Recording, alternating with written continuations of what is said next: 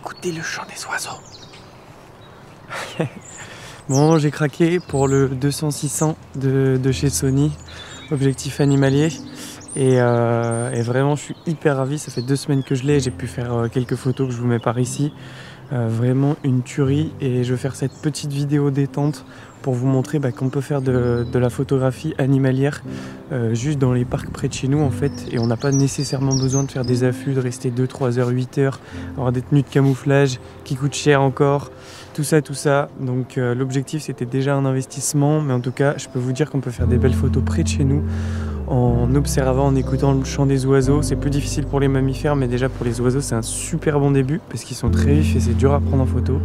Donc voilà, je vous emmène avec moi et c'est parti pour ce petit moment détente, photographie animalière.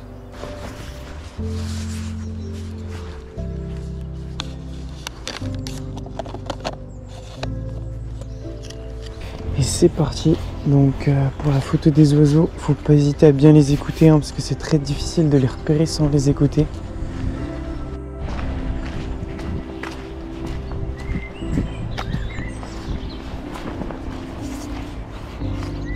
Chantonne super fort celui-là.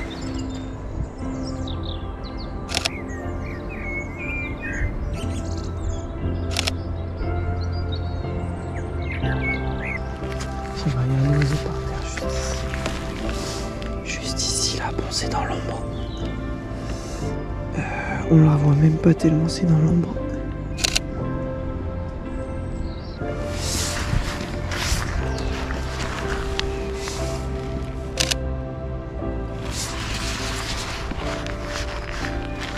Et les rouges-gorges, ils sont pas très craintifs en général. Il y en a un qui chante juste devant moi, qui me voit là. J'essaie de le prendre.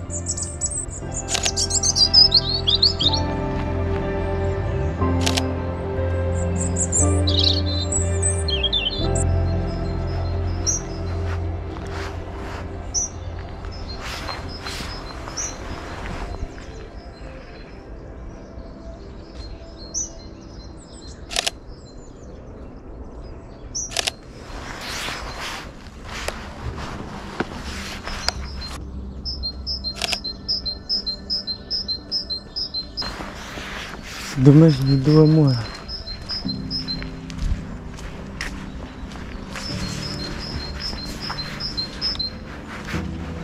Là je l'ai de face, il y a un peu beaucoup de branchage.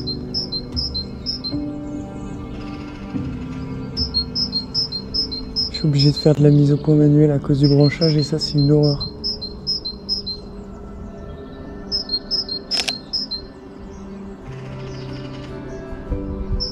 Bon alors là, les oiseaux en vol, c'est une autre histoire. Faut sortir pendant 3 heures pour avoir 5 photos potables. Donc là je le ferai pas dans cette vidéo mais ça peut être super stylé aussi. Alors ici, il me semble que c'est le spot des pies. Et avoir des pies en plein vol, ça peut être super joli. Mais c'est pareil, il faut être attentif. Parce que les oiseaux ils te repèrent beaucoup plus vite que toi tu les repères. Il ne faut pas avancer trop vite. Il faut vite les repérer avec un 600 mm. C'est très vite de repérer c'est très difficile de repérer des oiseaux quand on vise dans le ciel.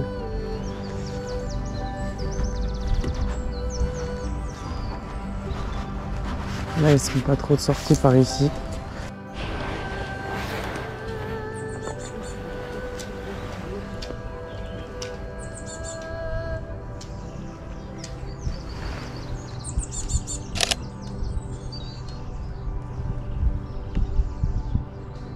Mais ce serait incroyable d'avoir un petit oiseau comme ça en plein vol.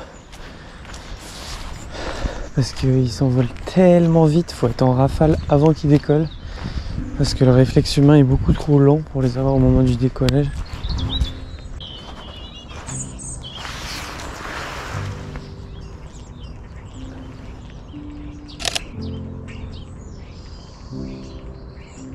Il y a des chevaux par ici.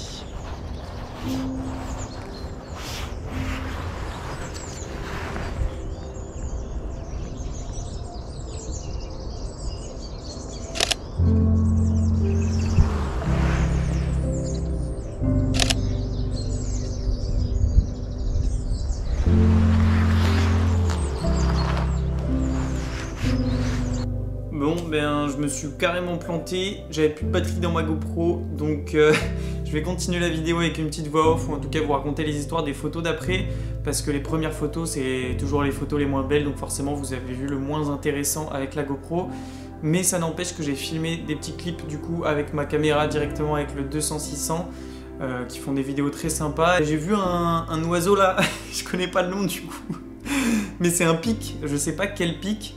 Il était en train de manger, je crois, et c'est avec la tête rouge, ou la tête bleue, non c'est ça, c'est avec la tête rouge un peu, enfin en tout cas c'est un bel oiseau, et il était en train de faire sa toilette et tout sur une branche, c'est la première fois que je vois ça, et il s'en fichait que je sois là, j'étais assez près, donc en plus avec le 600 mm, c'était génial, j'ai des images en vidéo, donc je vous les ai mises, mais vraiment incroyable, j'ai pu prendre de belles photos, des nouvelles, sous un nouvel angle.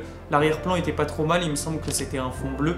J'ai pas les photos sous les yeux là, et puis je vous fais ce tournage à chaud puisque je les ai pas encore édités. Mais voilà, j'étais super content de ce moment-là, et ça fait toujours du bien en photo animalière, c'est quand on s'y attend le moins qu'on tombe sur des belles choses. Il y a les petits oiseaux là, avec le ventre jaune. Je sais pas comment il s'appelle parce que j'ai une application pour écouter le chant des oiseaux et savoir quelle espèce on a, sauf qu'on a toujours l'image et le nom en anglais. Du coup je suis un inculte pour l'instant, donc je suis vraiment désolé pour les puristes, mais je connais aucun nom d'oiseau à part le rouge-gorge. Bref, j'ai pris cet oiseau et les rouges-gorges se laissent assez facilement approcher, donc j'ai pu en avoir de près aujourd'hui comme d'autres jours. Mais alors ces oiseaux justement avec le poitrail jaune là, c'était difficile, et je suis content parce qu'aujourd'hui j'ai réussi à en avoir quelques-uns en train de manger, et du coup ils sont beaucoup moins timides on va dire. Et en plus on peut les avoir dans une action naturelle, et c'est trop cool. J'ai pu avoir des premières images de cet oiseau manger et d'assez près avec du soleil, donc voilà les résultats. Et j'en suis plutôt content.